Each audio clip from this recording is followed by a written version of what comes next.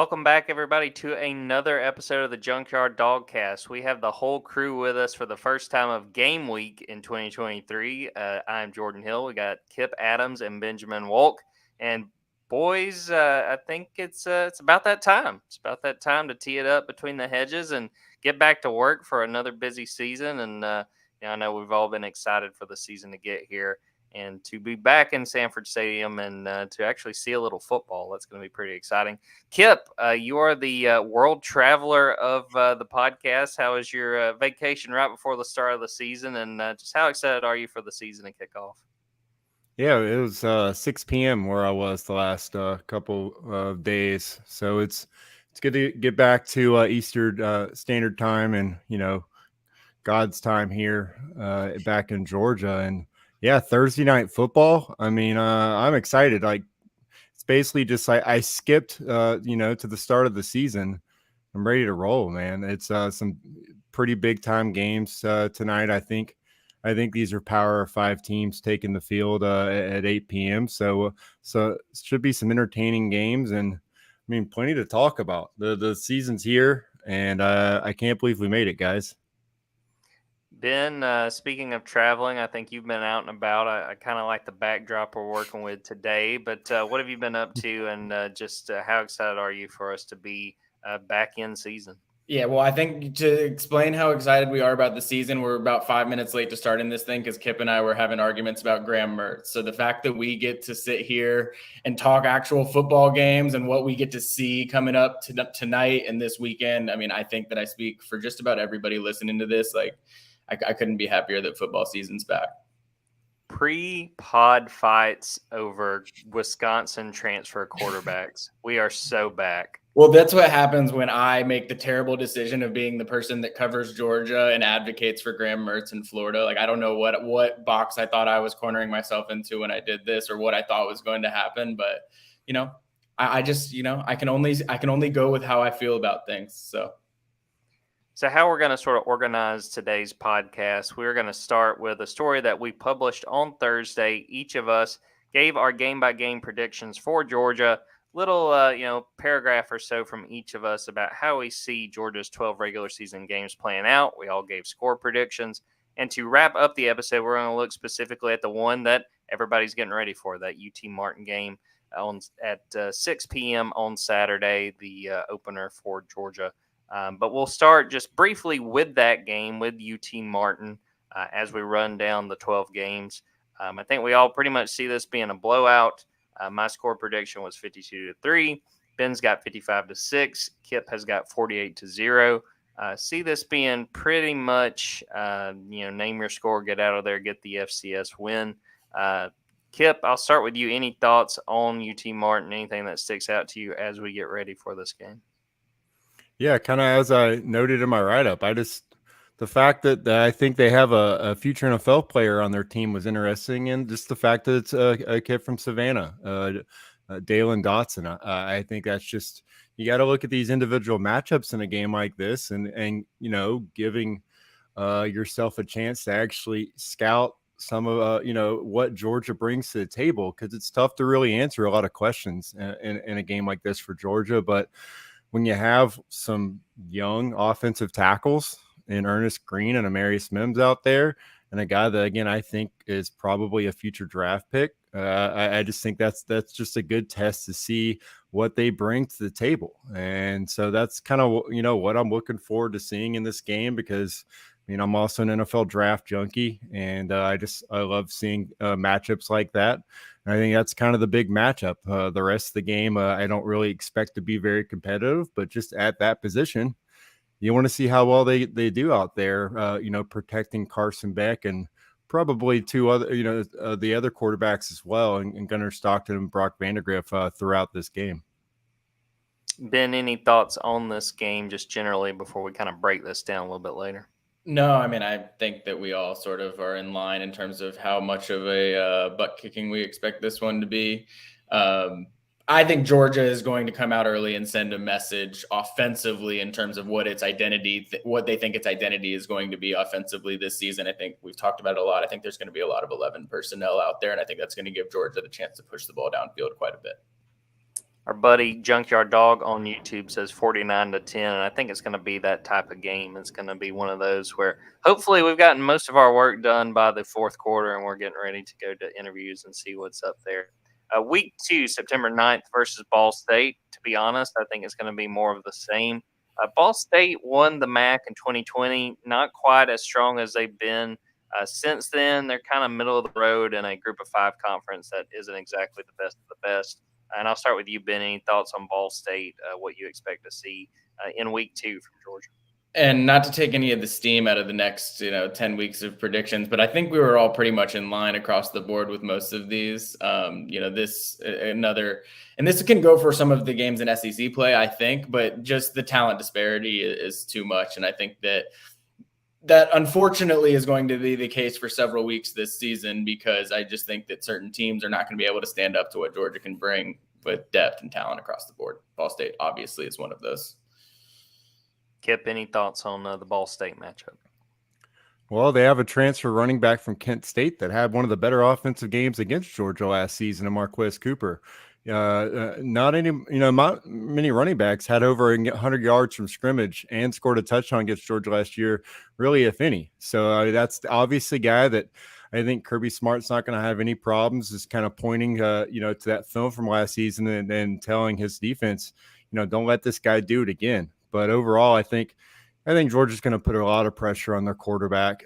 He's probably pretty high up there as far as the active passers in college football, because he's got over 10,000 passing yards already, having played 4 seasons.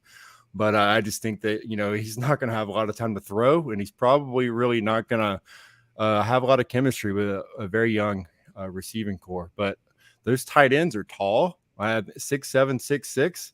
So it's still an interesting matchup for, if Javon Dumas-Johnson or, Xavier Sori is tasked with kind of covering those guys, or maybe, Javon Bullard's put on them. I mean, again, I'm a kind of an individual matchups guy, and I just think, again, you want to see what these guys can do, because you're going to have some talented players in SEC play, and I think those are the kind of matchups you want to get early on, just to kind of get some experience from your guys and see how well they can perform in those matchups against better players.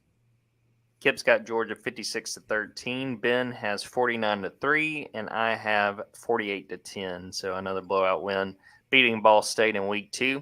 Week 3, the first SEC game, and quite frankly, the first game that's honestly worth talking about on this slate. And it's going to be South Carolina on September 16th in Sanford Stadium. I still have Georgia taking care of business. I have Georgia winning this one 37-14. They've done a very good job in the Shane Beamer era in Columbia of taking care of business, really pretty much naming the score when they played the Gamecocks. I expect much of the same. I think Spencer Rattler is not going to have a very good day against this Georgia defense. He did not last year. He had 2 interceptions. I'm expecting similar results and another big Georgia win. Throw it to you, Ben. Thoughts on South Carolina coming to Sanford Stadium and what that matchup could look like?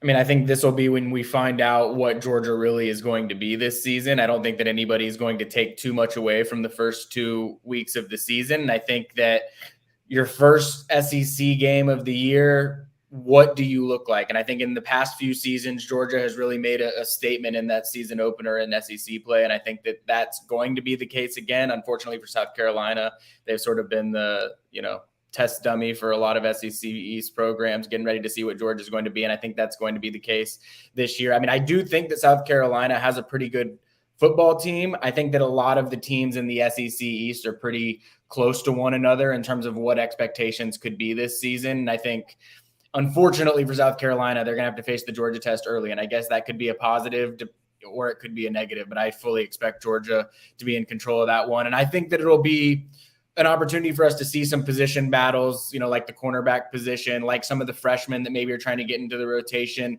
What does that look like by the South Carolina week? I think that's when things are really going to be firmed up. And I do expect Carson Beck to really make his first national statement, I guess you could say, in that week too. Ben's got 44-10 for Georgia in that win over South Carolina. Kip, you have 35-6. What are your thoughts on this one?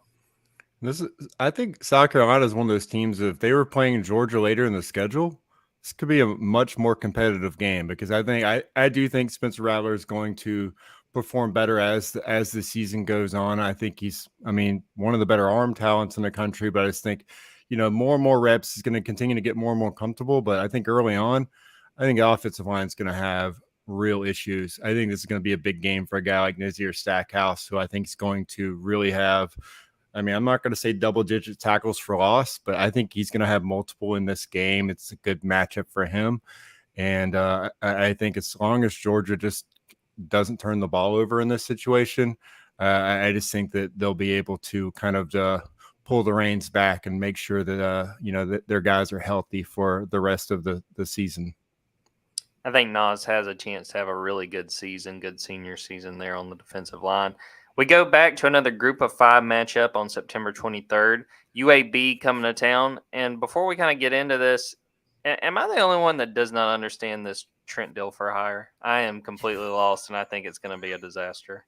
Yeah, that was actually going to be my only takeaway really about this week, is the fact that it's just wild to me that Trent Dilfer is UAB's coach. I'm happy to see him prove it wrong. I know he's gotten the chance to work, obviously, with some high school guys, some top recruits through Elite 11 and things like that. But I guess we'll see how it parlays into being an actual college head coach.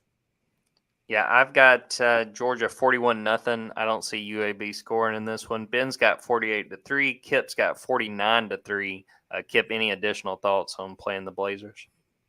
I edited my write-up for this game to be a lot nicer and I guess PC, because I think I initially had the words train wreck written in there and then some other things. I don't understand this at all, and I think the coaching staff, it appears on paper. We can end up, looking back and saying we're completely wrong here, but I think they're in way over their head here.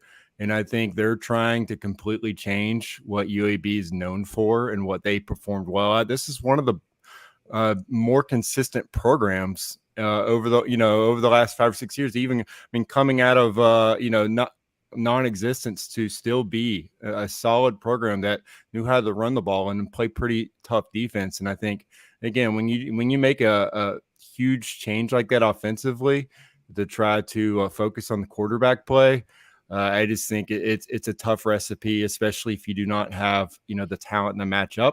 And so I do think that they're going to be obviously in this game overmatched, but I just think it's going to be a long season there. And I think they'll be rethinking things, in the next 2 years.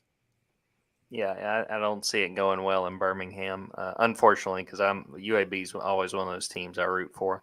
September 30th, the first road game for Georgia at Auburn. And Ben, I want to start with you because I went through the numbers, and look, math is not my strong suit, but from what I saw, I believe that Kip and I had Georgia's closest game being Tennessee. If I did my math correctly, you actually have it being this Auburn game on September 30th. What sort of stands out to you in that aspect, seeing that Auburn could give Georgia a little bit of trouble? Well, I think one, Hugh Freeze has a tendency to just hit on a couple of big shots and I think that he comes out well against big opponents. But also what I go back to is just that first road SEC game of the year. I think I wrote this as well. I think Georgia would benefit a lot from avoiding the night atmosphere there. We saw it last year. You go to Missouri at night, first road SEC game of the year. It's something that you can tend to overlook, and then it gets really difficult. You look at Tennessee. Tennessee didn't play a road night game in the SEC until the South Carolina game at the end of last year, and they got boat raced. And so you look at even the best teams in the league every year when they go play that first road game of the season in the SEC, hopefully you avoid the night game. But if you can't avoid the night game, I think that makes a tough atmosphere. And I think that's what will make it close. I think that Georgia's the type of team and the type of program where they overcome those types of things much better than everybody else does. And it being a rivalry game makes it not as much of a potential slip up like it was against Missouri last year, where you may have a little bit of an overlook. So that's why I have the score close. But just from a, roster to roster standpoint and program to program standpoint, I still think Georgia wins that game comfortably. I just think that the score, I think what did I have it be, like a 16-point win? So my closest Georgia win of the year is a 16-point win. I think that would be a pretty stellar year in itself. Yeah, I was going to point out that I say that, and you still have Georgia winning 30-14. I have 28-10. I think the biggest thing that I said was I see this Auburn team being scrappier than some people expect for them to win some games. I think they're going to go to a bowl game this year, but they don't have the talent yet to hang with the Georgia, and I don't think in Alabama yet either. But I have 28-10. Kip has 38-17. Kip, any additional thoughts on Auburn and the first road test for this Georgia team, and to me specifically, Carson Beck? Yeah, I mean, you took the statement right out of my mouth there. I think that we're going to find out a little bit more about Carson Beck in a game like this. My thing with Hugh Freeze, from what I've watched over the years, is that his teams typically have kind of a slow start, and that I think the first year at each of his last couple of stops, it's been that way. Kind of middle of the road, and I don't know enough about what Thorne brings to the table for them to be the offensive, juggernaut that his teams are kind of been known for in the past. But I do think like the guys he's going to be throwing to are not getting the respect they should. I think this is a group that at the end of the year, like we'll be talking about their wide receivers or pass catchers as being one of the more talented units in the conference. And I think they're going to be hell to play in November. But I think right now, it's going to be key for Carson Beck not to test that cornerback duo that they have. Make smart decisions with the football. Lean on not just your running backs, but I mean, lean on your all-world tight end a lot, and hopefully your running backs are healthy going to this game, because I think they're going to need them to kind of steady the ship and make sure that in a raucous environment that he's able to get up to the line of scrimmage, get the play calls correctly, and play clean football so that they don't kind of get behind the sticks a little bit in a big SEC game. Georgia returns home on October 7th for a game against Kentucky. Looking at our scores, I think we're all sort of expecting Georgia to take care of business in this game. I have Georgia 38-17. Ben's got 34-10, and Kip has 31-0. I'll throw it back to you, Kip. You've got the shutout. What do you make of a matchup with Kentucky? A Kentucky team that does look very different than it did a year ago, but gave Georgia some trouble in Lexington. A couple of years ago, I was really high in Kentucky's offensive line. I thought it may have been the best in the conference. I think the line of scrimmage right now is really, really poor for the Wildcats right now, and I think that's going to be kind of a long season for them. A team that's kind of been, again, overachieving under Stoops the last couple of years, been able to win some big football games, but I think Carson Beck's going to have a field day in this, and I've got him. I went with the early prediction that he gets Player of the Week and throws for 4 touchdowns. I just think that this is going to be a game where he's able to kind of sit back, pick them apart, and at the same time, I don't think Kentucky's going to be able to do anything on the ground. It'll be pretty one-dimensional in this game. Ben, any thoughts on the Wildcats and what that matchup will look like? This is a game that I think typically Georgia has less possessions because of the way Mark Stoops likes to play. And I think that's resulted in some closer scores in recent years because of that. I think that Georgia has more explosive guys on the outside, on the perimeter, more depth there this year. So I think that they're not going to have as much of a trouble with the big play. To Kip's point, I don't think Kentucky's got the line of scrimmage like they have had in recent seasons. And so because of that, I think there's a bigger scoreboard disparity than maybe there has been in recent years. As I mentioned in my write-up, I think really highly of Kentucky. I think Devin Leary can succeed there, but I just don't see them being able to move the ball enough against Georgia to make this a close game and to make it one, worth really, really watching. The fact it's at home, I think it only helps Georgia when it comes to putting them away. October 14th at Vanderbilt, and it looks like I wrote in there, stop, he's already dead. I don't know exactly what that means, but the three of us, between us, I was the only one who said Vanderbilt scores at all. You two had shutouts in this game. Ben had 52-0 for Georgia. Kip had 49-0. I was feeling generous and went 51-7. Vanderbilt didn't exactly inspire confidence with their Week 0 game against Hawaii, a 35-28 win. I think it's going to be ugly. And I made sure to say, hey, bring your hard hats, because that is an open construction zone in Nashville. Kip, any thoughts on the Doors? Shout out to Cherokee High School fellow alum AJ Swan, as he is, I think, one of the better, more consistent quarterbacks in the conference. I think he's smart with the football. He's got all of his pass catchers back, but I mean, I think that's about all I can really say positively about Vanderbilt right now. I don't think they're really going to have a big impact defensively in this game. It's going to be a long day, a lot of chasing the football around, and I just think this is one of those days where Georgia just kind of pads the stat sheet as much as they want to. And again, I got them. This is back-to-back shutouts for the Georgia defense, so a good stretch, a good time to kind of get in the zone because you got a big football game coming up 2 weeks after that. Ben, thoughts on Vandy? I hope Georgia fans have fun in Nashville. It's pretty much the extent of my takeaways from that one, if we're being honest. That is a beautiful way to keep it short and succinct. So Georgia has a bye week after the Vanderbilt game, and then October 28th, it's down in Jacksonville against Florida. I'll start it off. I said 41-17. My prediction is we're going to have like a really squirrely first quarter, and Georgia's going to be down like 10-0 or something like that. And, you look at X and people will be freaking out, and look at our board. It's pandemonium. And then Brock Bowers and Ladd will have second quarter touchdowns, and Georgia's going to get it rolling. I got Georgia 41-17. Ben has 31-13, and Kip has 38-14. Ben, since you were riding really hard for Florida before we started recording, I'll throw it to you and just want to hear your thoughts on this matchup. Yeah, I was defending Florida so much that I predicted them to lose by 18 points to their biggest rival. But here's my thoughts on Florida. I do think that they're going to run the ball better than everybody else in the SEC this season. I think that they have the running backs to do it, and I think that Billy Napier has the offensive approach to do it.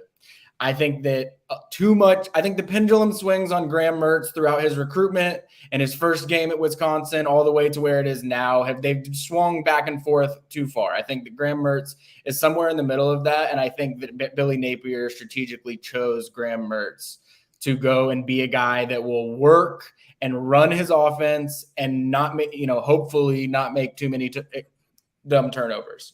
I think Florida is going to start out the season strong, and I think that they are going to be a good team to start out the year. Like I said, I picked them to finish second in the East, which might tip a little bit in terms of how I feel about Tennessee as well. But all of that to say, none of it's really going to matter when they're playing Georgia, and that's the case for a lot of these teams. These could be 8, 9, 10-win teams, and I really don't think a whole lot of that matters once they face off against Georgia, because the reason they're an 8, 9, 10-win team and not an 11 or 12-win team is because they have to play Georgia. And so I think that that's how I feel about Florida. I think that's sort of how I feel about Tennessee and Missouri and South Carolina. Like, I think that they all sort of fit into a similar bucket. And, I guess I could be 24 hours from now, people could be laughing at me and saying Florida just lost by 20 points on the road against Utah. That very well might be the case. That's just not how I see it going. That said, they're going to get boat raced by Georgia, even though, I do think 18 points is one of the closer matchups that I predicted, I think. Mike Gay on Facebook says bet Gators lose against Utes. So it's okay, already going on then. You can message me, Mike Gay. We'll go after that one. Kip, any additional thoughts? Hey, I did want to say I really, really like Trevor Etienne, but Kip, do you have any thoughts on Florida? I'd like to know what the transfer board looked like for Florida and how many quarterbacks they actually went through and got told no before Graham Mertz, took the job. I wouldn't be surprised if he completes more passes to Utah than his own players. He doesn't make good decisions with the football.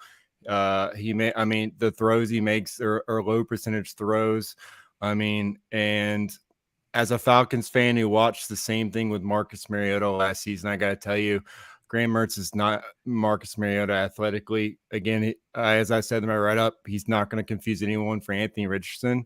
And so he's not – the offensive line's not going to do him any favors either. I think they just kind of threw together a starting five, and I honestly feel bad for their running backs because they might have the best trio, the most talented trio in the SEC, And I think they're gonna see defenders at or behind the line of scrimmage. They're gonna have to make a lot of guys miss.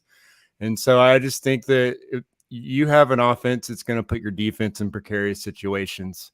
I know that Mike Bobo will tell you he's seen the opposite side. He's been in defenses that have put him in bad situations. I just think that's the kind of offense Florida has, and I think they're going to waste multiple NFL draft picks on defense because of its offense. But then again, we just saw Anthony Richardson be a top 5 pick after I couldn't even tell you what good games he had last season. So it's been a very interesting start to the Billy Napier era. And I think it's going to continue this season. It's a weird roster construction, and I can't really. I still can't understand why Graham Mertz is their starting quarterback. It should never happen. But we've seen weird things in Jacksonville, as you said. I mean, Phaeton Bauta, my heart goes out to, him and Joe Tarasinski out there starting for Georgia in games. But that shouldn't happen now. It shouldn't happen at this point. But that's the level of quarterback play that I see right now at Florida. It's crazy to see where that program is right now. I mean, there are years like 2020 when Georgia was trotting out Stetson Bennett the fourth to start at quarterback against Florida. I mean, those are crazy times, huh? Yeah, go ahead, Kip. Stetson Bennett could probably win 8 games on this Florida offense right now, but I don't know if they're going to be bowl eligible at the end of the year with Graham Mertz out there. I just don't see it. So I'm willing to take that hard stance and be wrong about it, but I just if Graham Mertz was Georgia's starting quarterback this year, there would be riots in Athens by the end of September. Ben, I feel like I'm hosting a political debate. Do you need 30 seconds for rebuttal? I don't want to be the guy that's defending Florida because it's a ridiculous thing to be doing right now. I just think that, I think Florida might have been picked 6th in the East. Am I right about that? I mean, I just thought it was egregious how low they were. I mean, we're talking about a team that's top 15 in the talent composite. I mean, this is a talented football team compared to most football teams that they're playing. Now, unfortunately for them, that does put them behind LSU. It puts them behind Georgia, other teams that are on their schedule. So you can tally up some losses. It's just, I think people think that they're far and away going to be worse than South Carolina or Kentucky or whatever that might be. And that could be the case. And I think we'll find out. I think we'll find out to an extent tonight. Run the damn ball, Sale. Yeah. Going to the next game, thankfully, November 4th, back in Sanford Stadium against Missouri.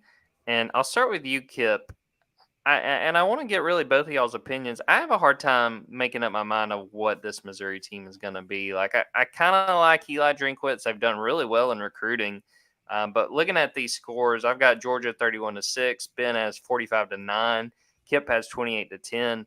I mean, Kip, what do you make of Missouri? And is this a season where Eli's on the hot seat, or do we think he's okay going into 2024? I think if this team doesn't have, I guess, what their fans consider to be a successful season, he should be, because I think this is one of the sneaky good teams in the conference, just because even though they lost Dominic Lovett to Georgia, they've got a talented trio of wide receivers. And I think they have one of the top, maybe top 3, but definitely top 5 defenses in the conference. I love their linebacker group, their defensive linemen. Kind of their interior isn't that far off as far as their level of play from what Georgia should probably field this year. And they have a lot of experience in the secondary. So I just think that obviously last year they played Georgia as well as anyone other than the Buckeyes, and it's really all going to depend on Brady Cook and Sam Horn. And I'm not really sure, where that battle is as far at the quarterback position, but like a lot of programs, it's going to make or break them this season. But I think if they can just get, average quarterback play, this team could win 7 or, win 8 games, go 8-4, and you shouldn't overlook them. Obviously, you have a big slate of games for Georgia in November. You got some big matchups.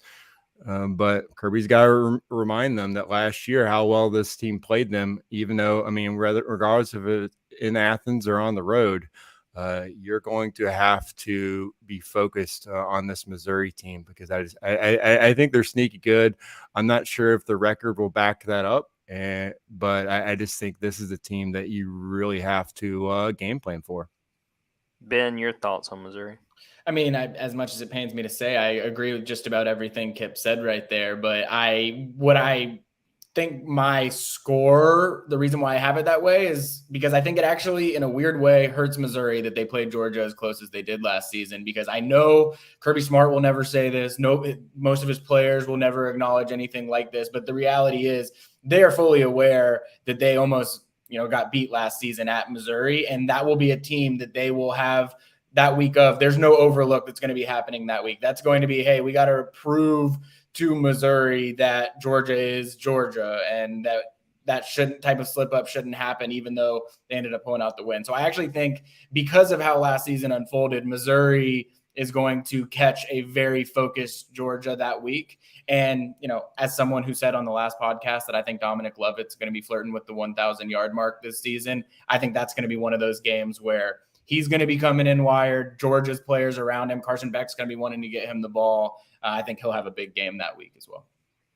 Shout out Chris Abrams-Drain in that secondary. I remember watching him in high school. He pretty much won a playoff game against Opelika by himself down there at Spanish Fort. So always fun to see those guys go out and have success.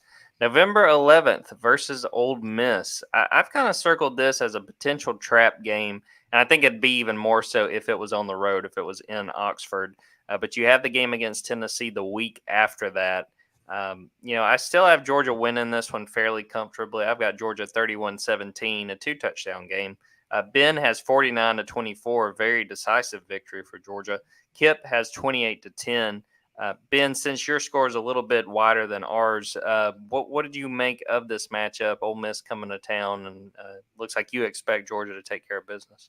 I do. I think my big takeaway from it is it's the game that I expect Georgia to give up the most points this season. And I think it's some of what you said there. It is trap situation, looking ahead to Tennessee. And a lot of that has to do with how, Tennessee's season has unfolded at that point, which we'll talk about here in a second. But I think that Lane Kiffin, much like Hugh Freeze, he sort of has that, I don't want to say villain, but like he almost wants to poke the bear a little bit. And because of that, I think that he'll come ready with some offensive creativity against Georgia. Obviously, he's got a relationship with Kirby Smart, and I think that he'll want to send a little bit of a message there as well. As we've seen in a lot of Alabama Ole Miss divisional games in the past, when it comes down to it, Alabama's offense just sort of wrecks Ole Miss's defense when things get tight. So I could see this one being tight for a little while, but I don't think Georgia will have any problem scoring points against this Ole Miss team.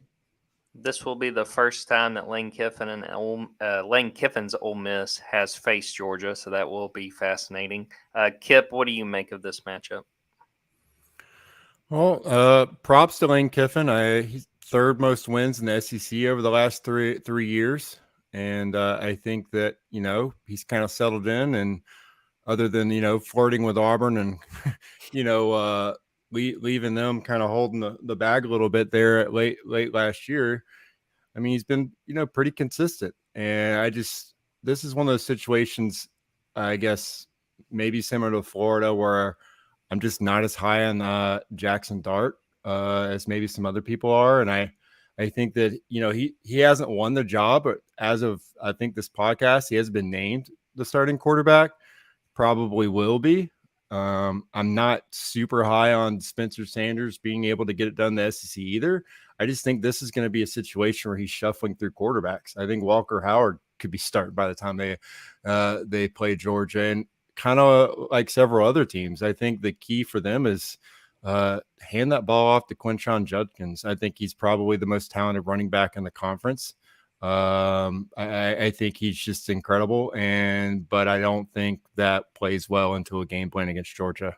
This is a situation where teams, they can't run the ball against Georgia because that's what Kirby Smart puts a focus on, stopping that run and making teams one-dimensional. And so I think, this is where kind of Smile London kind of hits the zone, is back healthy.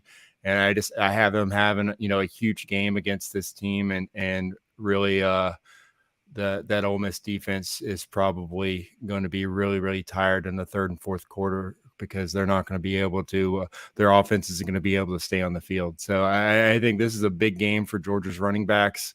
I can see, again, I have them had multiple 100-yard rushers, and I think this is back-to-back 28-10s that I have, and I think again, those aren't numbers that are going to blow anyone away, but I think Kirby Smart will take that, and especially with that not being true blowouts, it still gives him plenty of things to motivate his team for what should be a huge game the next week. Let's go to the game that I think everybody is most anticipating on Georgia's 2023 schedule, and it's at Tennessee. Going through these scores real quick, I have Georgia winning a shootout 45-35. Ben has 34-17, and Kip has 37-28. So fairly competitive. I think Ben has the biggest spread there, but I'll start with you, Ben. What do you make of the Vols? I think you're a little bit more bullish, let's say, I guess actually bearish on Tennessee compared to us, and how you see things playing out for them this year. Well, I guess it's not that I'm like totally bearish on them, but it's that I am not convinced that Tennessee is going to be the same caliber of Tennessee that we just saw.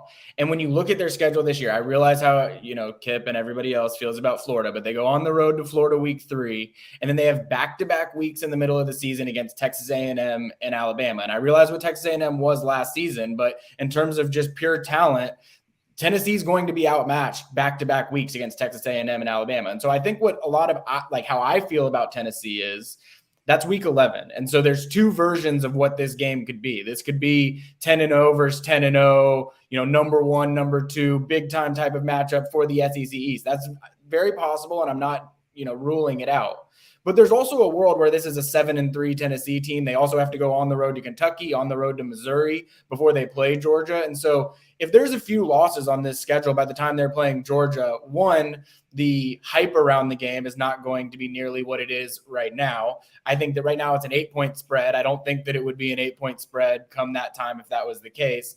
And then 3, I think that Tennessee would have put enough bad film out there, say this is how you beat this Tennessee team, that Georgia really wouldn't have a lot of trouble handling that Tennessee team. Now, there is the on the road against a good SEC team factor that will play into this, but that's why I lean a little bit more toward the 7-3, 8-2 versus 10-0 matchup than the 10-0 versus 10-0 matchup. And that's why I just think that this won't have quite the juice that it has right now, in my opinion. Yeah, that's a fair read on the situation. Kip, I thought it was interesting in your write-up. You're kind of wondering if Joe Milton is going to be the quarterback for Tennessee by this point. Yeah, recurring trend in my write-ups, talking a lot about leaning on running backs, and I guess I'm the quarterback hater this year. But if Joe Milton can be Spencer Strider, then maybe he can be the guy. And what I mean by that is, you can't just throw 98-mile-per-hour fastballs every single pass attempt. You're going to have to use that changeup a little bit. Take some off of that and allow your guys to actually catch the ball and allow it to actually go where you want it to.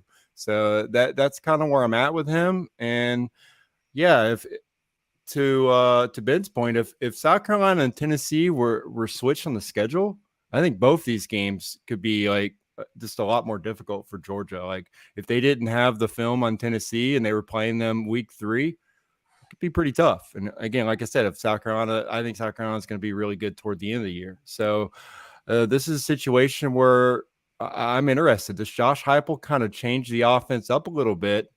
Use his running backs who are pretty explosive out of the backfield, and slow things down a little bit, maybe give your defense a chance to actually, catch their breath a little bit, because, that's kind of what we saw last season against Georgia is that, they ran out of gas.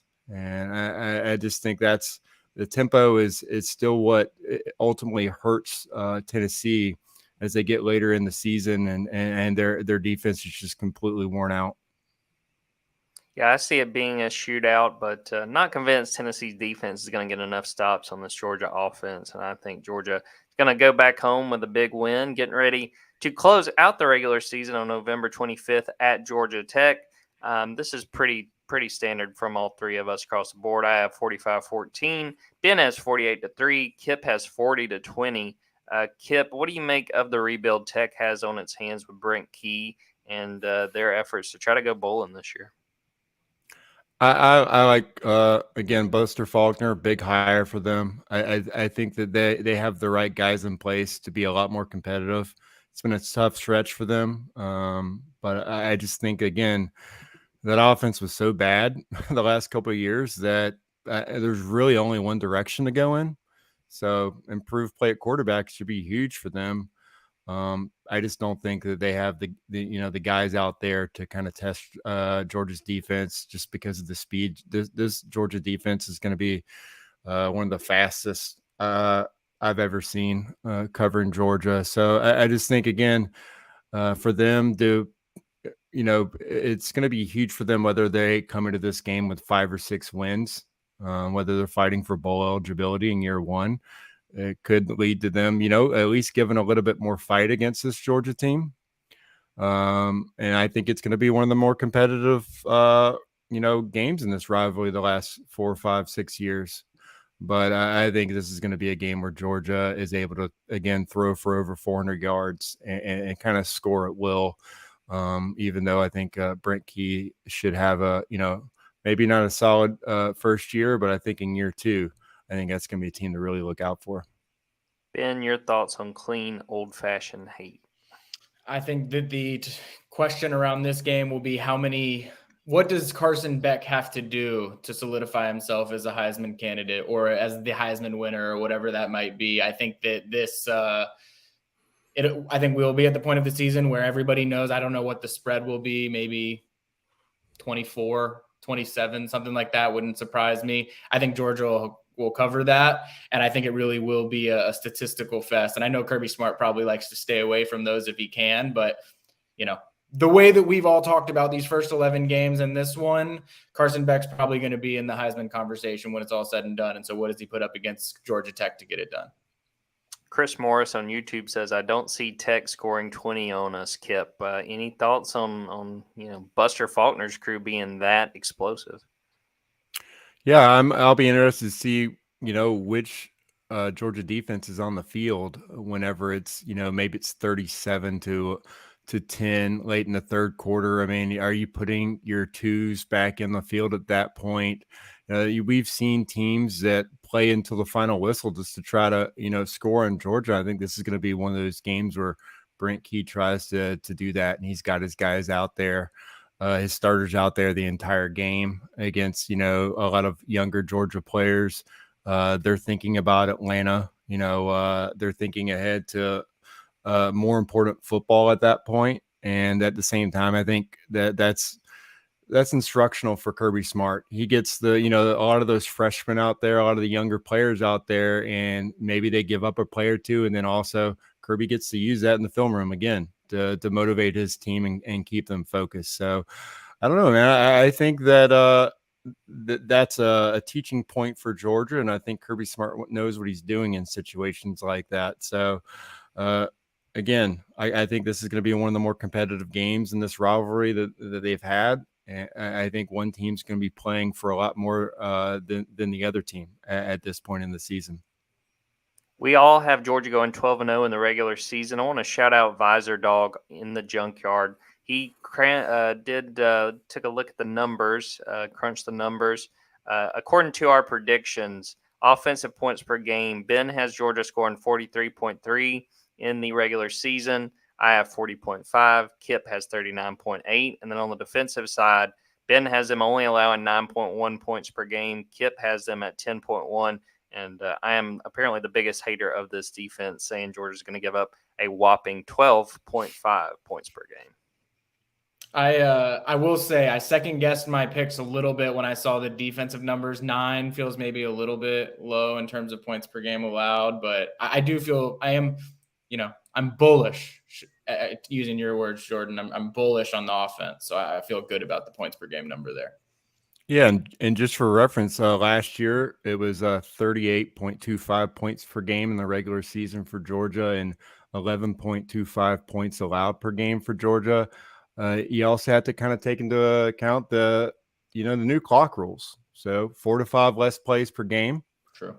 I mean, it might not have a huge impact in one game, but just you take it over the course of the season. I think that the numbers could be slightly down this year. Take a quick break and come back and talk a little bit more in depth about this game 1 against UT Martin.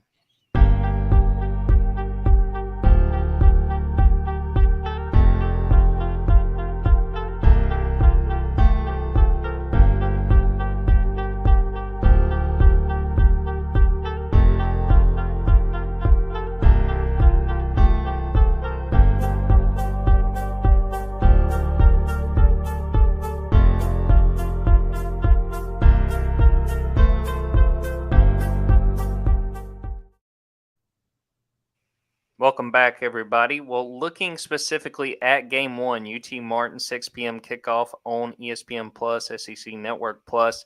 Just a little bit about this UT Martin team. They went 7-4 last season. They played Boise State. They played Tennessee. They also played Kennesaw State. That was their other loss among those teams. Also lost to number 5 Missouri State. That was the 4 teams that beat the Skyhawks last season. Offensive points per game, 34.7. Defensive points per game, 30.1. Struggled on defense, struggled getting those stops. UT Martin has beaten an FBS opponent before, beat Memphis back in 2012. Undefeated in Ohio Valley Conference play last year. A couple players to watch, Dalen Dotson, who Kip mentioned earlier, actually from Savannah, really good defensive end. Going to be fascinating to see if he is going to be able to do anything against this Georgia offensive line. And then the other guy I would mention is Kincaid Dent, who is going to be UT Martin's starting quarterback. Had been at Ole Miss the last few years, played very sparingly, but he will get his chance with the Skyhawks. Looking at this team, I'll start with you, Ben. Anything pop out to you about this matchup? We understand the talent disparity, but they do have some playmakers on both sides of the ball.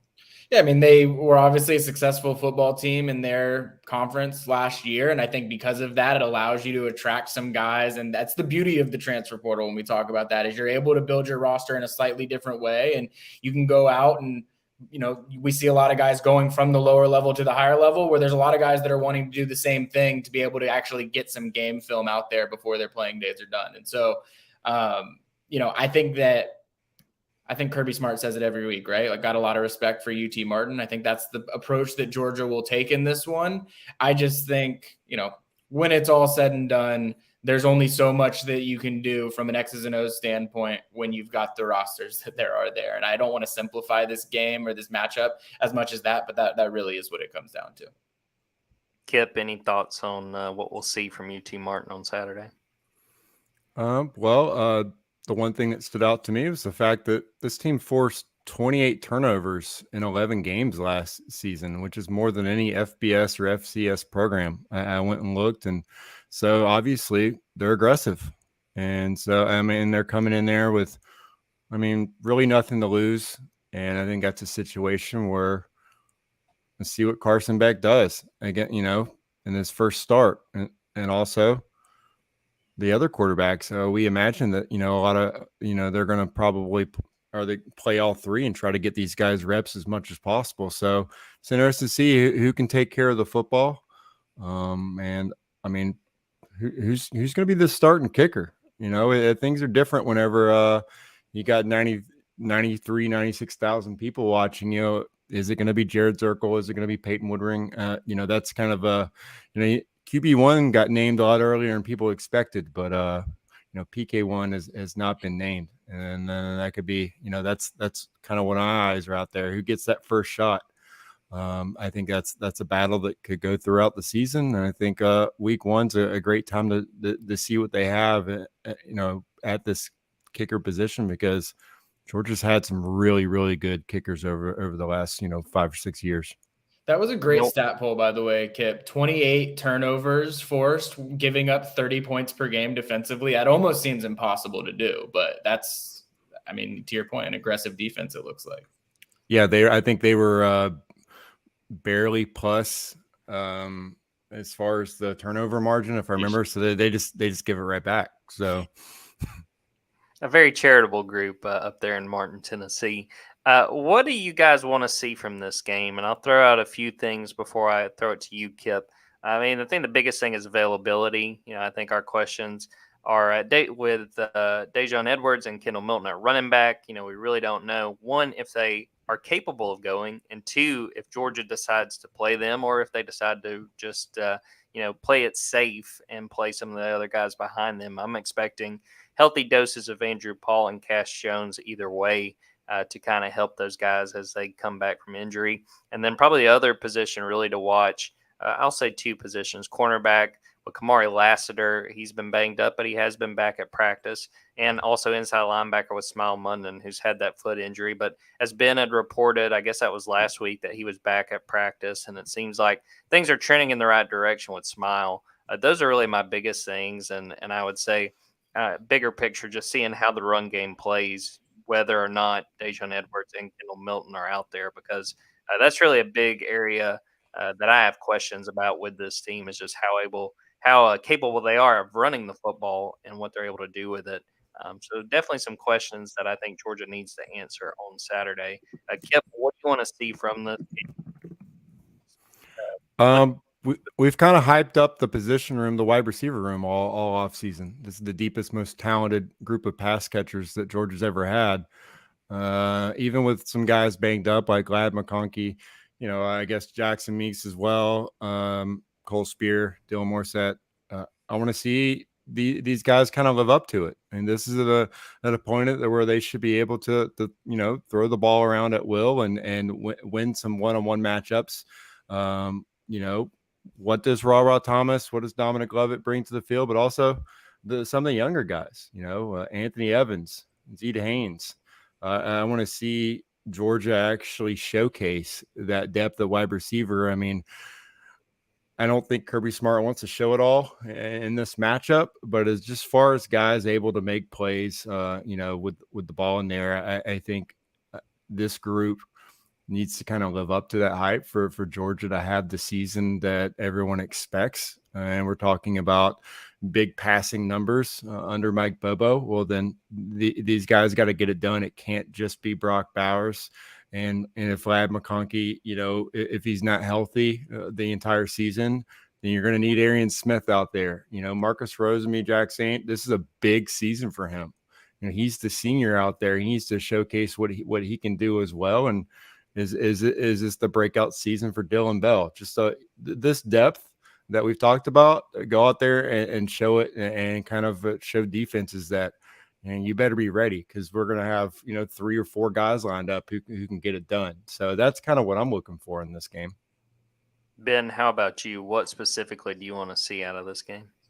Well, it's probably the boring answer, but I mean, Carson Beck's first start, I go back to that UAB game 2 years ago that Stetson got the start, and it feels like Carson Beck very easily could have gotten that start at the time. And you remember what Stetson Bennett did in that game. I personally think that Kirby Smart and Mike Bobo owe it to Carson Beck to let him have like 5 touchdown passes in the first half. So I say that to him. I say that probably on behalf of Georgia fans that are getting to see a night kickoff in Sanford, or sort close to night kickoff in Sanford for the first time in a while. And so I really am excited to watch him and see what he can do. And I guess that extends beyond just Carson Beck. I mean, I think that some of the guys that Kip mentioned there too, but you mentioned guys like Arian Smith, who really hasn't gotten a full season to see what he can do. Guys like Dominic Lovett that we've talked about and I'm very high on, but what does he actually do in Georgia's offense? Obviously, Brock Bowers goes without saying. Obviously, Ladd McConkey goes without saying. Dylan Bell, Marcus Rosemy. There's so much talent at the wide receiver position that I think that it's just going to, out of necessity, especially with what the running back room depth-wise looks like right now, they're going to be sending the ball downfield. They're going to have a lot of wide receivers out there. They're going to be rotating them through. And I think this is going to be the first time. And again, I think Georgia has been trending this way offensively for a while, and it's taken a lot of people a lot of time to catch up to the fact that Georgia has evolved pretty significantly offensively already. But I think this is going to be the year where everyone, there's no questions asked about it, that Georgia is just a team that can, utilize their wide receivers as well as anyone in college football. And I think that's going to happen this season, but we'll see on Saturday. To recap our score predictions, Ben has 55-6, Kip has 48-0, and I have 52-3. And there will be plenty of content out of that game as we are out there and getting this season underway. fellas, any parting thoughts on that game or the start of college football or even that Utah-Florida game we were getting fired up before the podcast?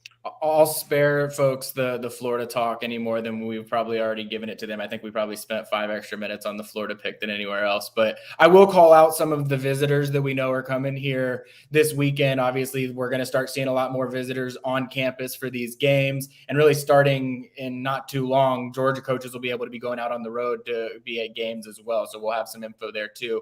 But 5-star defensive lineman Elijah Griffin in the 2025 class.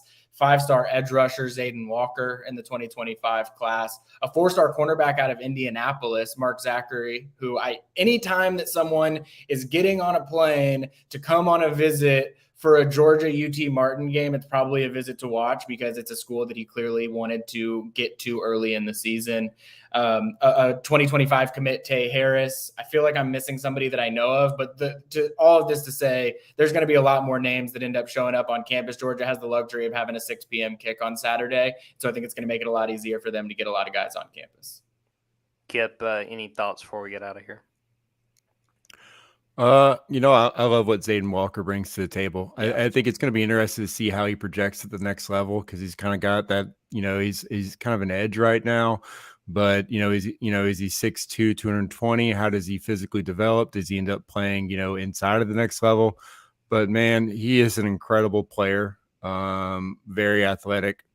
And I think he's just a guy that's just so explosive off the snap that it's a guy that Georgia, there are no must-get recruits when you're with Georgia because you can recruit anywhere. But as far as just that in-state guy, I mean, I know he's a guy that the Georgia coaching staff would love to have and love to land. So, they're battling Miami, and that's been a team that's had some entertaining recruiting battles the last couple of years. So I just think that this is a big visit for anytime you can get him on campus. It's good for you, and obviously, Elijah Griffin, he's already a 5-star as well, and you want those Savannah kids to stay home. So those are big time prospects to be in town for a UT Martin game. So good for Georgia's recruiting staff to get those guys in Athens.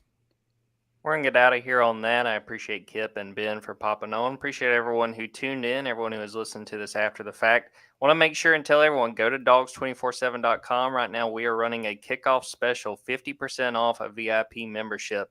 Be sure to go sign up before that deal goes away. And be sure to go to Dogs247 on YouTube. Go subscribe. We got all kinds of videos from press conferences, from interviews with the players, and also this podcast. So we are out of here on that. College football is finally here, guys. We are almost to kickoff. We are so excited, and I'm sure that everyone watching is as well. So until next time, take care, everybody.